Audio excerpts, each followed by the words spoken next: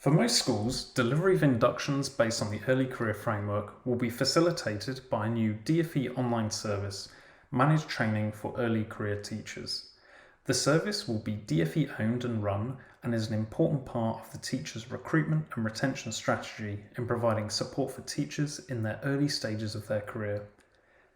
Unless the school is opting to design its own ECF-based programs, the school will need to get set up on the online service ahead of the early career teachers beginning their inductions in September.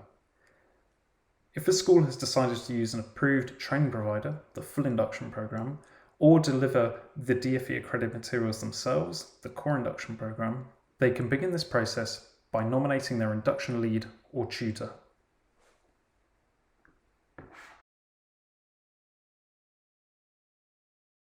We began to contact schools in groups by email, asking them to nominate their induction tutor on the service if they have decided to use an approved training provider, the full induction program or FIP, or deliver the DfE accredited materials themselves, the core induction program or KIP. The invite will have been sent to the email addresses registered against the school in GS, the Get Information About Schools service. Schools can visit the Managed Training for Early Career Teacher service to regenerate that email or this email here if they're unable to find it.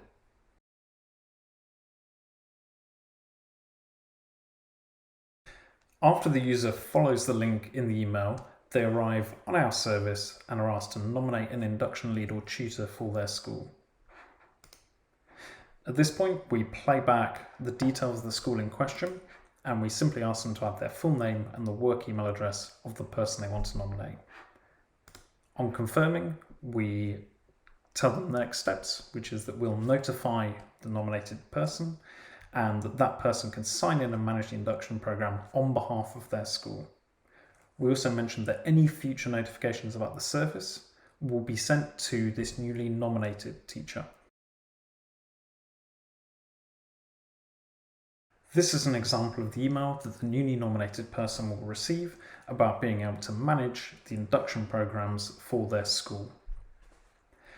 It will give them instructions to sign in, at which point they will follow a passwordless sign-in method. They'll check their email, they'll click a link to authenticate, and then sign in so far. The first screen that they'll see when signing in for the first time is simply the privacy policy. Scrolling to the bottom, the user can continue. And the first thing we ask is, do they know how they want to run the statutory induction program at their school? We give them some overview of what their choices are and some links to guidance if they need to read out more about this. On continuing, we then ask them quite simply whether they want to do the full induction program, which is at the top, or the core induction program, which is at the bottom. Now we're going to see what happens when a school chooses to use the DfE accredited materials or the core induction program. So we go back to our screen where we're asking the user to make the decision. You can see that they've also got links to further guidance should they need it, which takes us to the Gov.uk page, like so. And on choosing DfE accredited materials, continue, we confirm our choice, and our choice is confirmed and saved. As we continue, we then come through to what is essentially a cohort dashboard.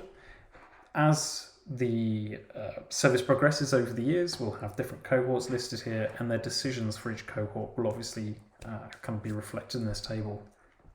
Clicking on 2021, which was the cohort which I've just made the decision for, we can now see that I've got a few things that I'd want to do as an induction tutor for this school.